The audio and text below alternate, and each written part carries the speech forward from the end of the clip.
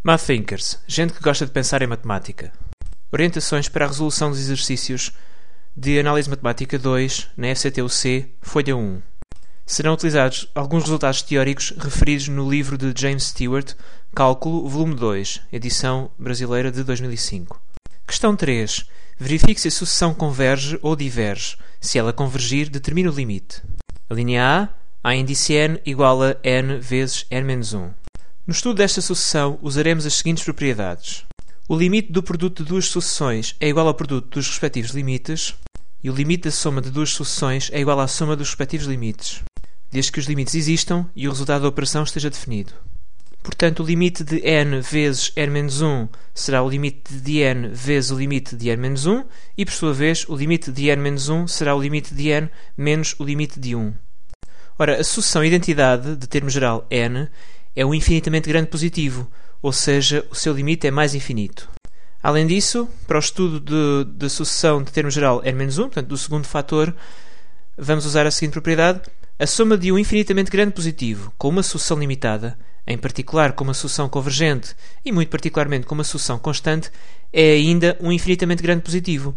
Simbolicamente, mais infinito mais uma constante é igual a mais infinito. E o produto de dois infinitamente grandes positivos é ainda um infinitamente grande positivo. Simbolicamente, mais infinito vezes mais infinito é igual a mais infinito. É assim claro que esta sucessão tende para mais infinito. Ora, dizemos que uma sucessão é divergente se não for convergente, ou seja, se o seu limite não for um número real ou não existir. Neste caso, o limite não é um número real, é mais infinito. Portanto, a sucessão é divergente. A linha B, A índice n igual a 3 mais 5n ao quadrado, tudo a dividir por n mais n ao quadrado. Novamente, iremos usar as regras operatórias dos limites. O limite do quociente é igual ao quociente dos limites, o limite da soma é igual à soma dos limites. Isto se os limites existirem e se o resultado da operação, da divisão ou da adição, estiver definido. Definido no contexto do cálculo de limites, em que estendemos as operações usuais no conjunto dos números reais a novas situações em que as quantidades que entram na operação ou eventualmente o resultado podem ser mais infinito ou menos infinito. Neste contexto do cálculo de limites, mais infinito mais mais infinito é igual a mais infinito. E uma constante positiva multiplicada por mais infinito dá como resultado mais infinito, o que significa o produto de uma constante positiva por um infinitamente grande positivo é ainda um infinitamente grande positivo. Qualquer uma destas igualdades simbólicas traduz uma relação entre sucessões, entre limites de sucessões, que pode ser demonstrada usando as definições de infinitamente grande positivo, infinitamente grande negativo, sucessão convergente, etc. É fácil ver que o numerador tende para mais infinito e o denominador também. Então, o resultado do limite desta sucessão deveria ser infinito a dividir por infinito, só que o resultado desta operação não está definido, nem mesmo no contexto do cálculo de limites, dado que, quando temos um quociente de dois infinitamente grandes, este quociente pode ser um infinitamente grande, pode ser um infinitésimo ou pode ser uma sucessão que nem sequer tem limite. Portanto, não é possível, nem mesmo no contexto do cálculo de limites, atribuir significado à expressão infinito a dividir por infinito. É uma indeterminação.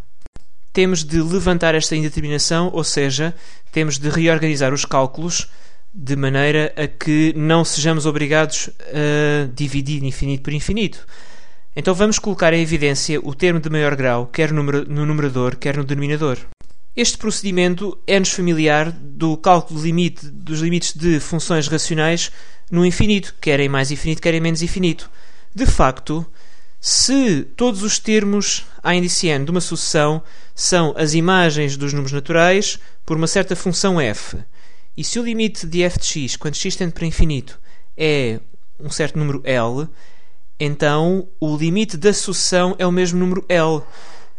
Intuitivamente, graficamente, o gráfico da função f, é uma linha contínua cuja ordenada dos pontos tende para L, à medida que a abscissa tende para mais infinito. E o gráfico da sucessão é simplesmente um conjunto de pontos isolados sobrepostos ao gráfico da função, mas as ordenadas destes pontos vão tender para o mesmo número. Portanto, o limite da sucessão é igual ao limite da função, se esse limite puder ser calculado. Então, Todos os procedimentos que eram usados no 12º ano para levantar indeterminações no cálculo de limites de funções quando o argumento tendia para mais infinito, ainda podem ser aplicados no cálculo de limites de sucessões cujo argumento também tende para mais infinito. Aplicamos o procedimento descrito, colocar em evidência o termo de maior grau, ou aliás, a maior potência do n no numerador e no denominador. Podemos cancelar esta potência e, se aplicarmos a esta expressão simplificada as regras de cálculo de limites, do limite da soma, do limite do produto, etc., já não somos conduzidos a qualquer indeterminação, porque em numerador vamos ter a soma do limite de 3 sobre n ao quadrado com o limite de 5, mas o limite da constante 5 é o próprio 5. O limite de 3 sobre n ao quadrado é o limite da constante 3 a dividir pelo limite de n ao quadrado.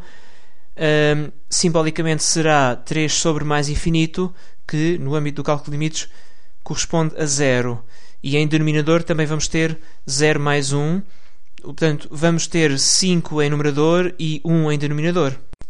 Usamos a propriedade de que o quociente de uma sucessão limitada por um infinitamente grande é um infinitésimo, ou seja, este quociente tende para 0. Simbolicamente, uma constante a dividir por infinito é igual a 0. A linha C, a índice n igual a 2 elevado a n, dividido por 3 elevado a n mais 1. Podemos reescrever o termo geral desta sucessão como 1/3 vezes 2/3 elevado a n. Ora, sabe-se que uma progressão geométrica, como o caso desta, é convergente se e só se a razão for maior do que menos 1 e menor ou igual a 1. Ou seja, se for menor do que 1 em módulo ou for mesmo igual a 1. É o caso aqui. 2/3 está compreendido entre menos 1 e 1, e como em módulo é menor do que 1, a sucessão converge para 0. Multiplicando por 1/3 continua a convergir para 0. A linha D, a índice n igual a menos 1 elevado a n menos 1 vezes n, tudo a dividir por n ao quadrado mais 1. Se fôssemos calcular o limite desta sucessão usando as regras operatórias de limites, tínhamos um problema. É que o numerador descreve uma sucessão divergente. A sucessão de termo geral menos 1 elevado a n menos 1 vezes n é divergente porque tende para mais infinito em módulo, mas alterna de sinal. Portanto, aparentemente não conseguíamos aplicar as regras de cálculo de limites a esta sucessão, porque depois ao tentarmos fazer o quociente dos limites do numerador e do denominador, não sabíamos que valor usar como limite do numerador. Ora bem, mas se não tivéssemos aquele fator menos 1 elevado a n menos 1, que faz com que o sinal dos termos seja alternado, se não tivéssemos aquele fator, nós conseguíamos calcular o limite desta sucessão da mesma maneira que na linha B, colocando em evidência a maior potência de n em numerador e em denominador. Então, vamos comparar esta sucessão com as duas sucessões de termo geral menos n sobre n ao quadrado mais 1 e n sobre n ao quadrado mais 1. Efetivamente, temos o teorema do confronto para sequências, que nos diz que se uma sequência está enquadrada entre duas sequências convergentes com o mesmo limite, então a sequência que está enquadrada tem o mesmo limite. Deste teorema resulta um corolário: se o limite do valor absoluto de uma sucessão é 0, então o limite da própria sucessão é 0. E é o caso aqui. O valor absoluto de AN é simplesmente n sobre n ao quadrado mais 1. E se nós usarmos o procedimento da linha B, veremos que o limite desta expressão é 0. Portanto, se em módulo a sucessão A iniciante tende para 0, então a própria sucessão sem o módulo também tende para 0. A linha E, a índice n igual a 2 mais cosseno de nπ. Notemos que a subsucessão dos termos de ordem ímpar é constante, igual a 1, e a subsucessão dos termos de ordem par também é constante, igual a 3. Portanto, estas duas subsucessões têm limites diferentes.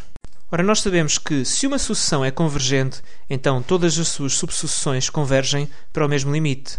Aplicando a contrarrecíproca desta implicação ao presente caso, iríamos ver que esta sucessão não pode ser convergente. Efetivamente, a contrarrecíproca da proposição que enunciamos é a de que se uma sucessão tem subsucessões que não são convergentes ou que têm limites diferentes, então a sucessão original também não é convergente. Portanto, esta sucessão tem duas subsucessões com limites diferentes, logo a índice n define uma sucessão que não é convergente. A linha f, a índice n igual a 3 mais menos 1 elevado a n, tudo a dividir por n ao quadrado. Notemos que o numerador está enquadrado entre 2 e 4, porque ora é menos 2, ora é 4, dependendo da paridade de n. Então podemos aplicar o teorema do confronto, porque a índice n estará compreendido entre 2 sobre n ao quadrado e 4 sobre n ao quadrado, que são duas sucessões convergentes com o mesmo limite, obviamente 0. A linha g, a índice n igual a logaritmo natural de n ao quadrado a dividir por n. Podemos aplicar aqui uma regra operatória dos logaritmos. Sabemos que se houver um expoente no argumento do logaritmo, esse expoente pode sair do argumento do logaritmo passando a multiplicar pelo valor do logaritmo. E podemos aplicar também um limite notável. O limite de logaritmo natural de x sobre x, quando x tende para mais infinito, é igual a 0. Isto considerando uma função real de variável real, logaritmo de x sobre x. Mas se restringirmos esta função tomando como domínio apenas o conjunto dos números naturais, já sabemos, por uma proposição que já foi enunciada, que o limite da sucessão é o mesmo. Portanto, o limite de a índice n é igual a o limite de 2 logaritmo natural de n sobre n, que vai ser também igual a 0. A linha h, a índice n igual a n vezes 2 elevado a menos n.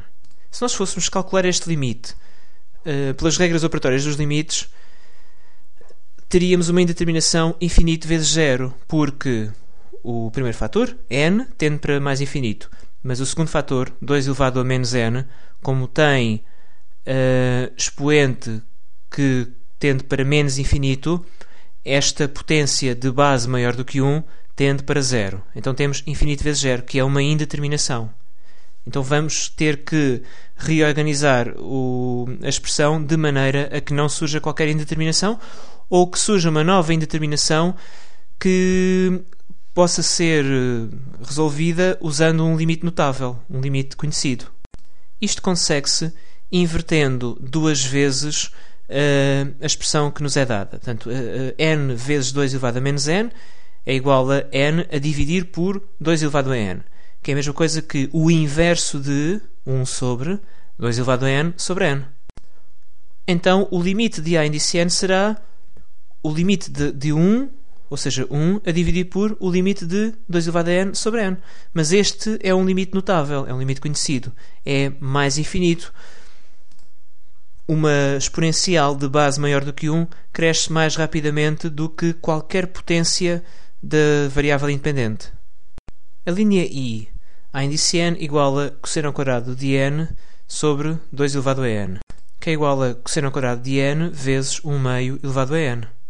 O segundo fator desta expressão é uma progressão geométrica com razão menor do que 1 em módulo, a qual converge para 0.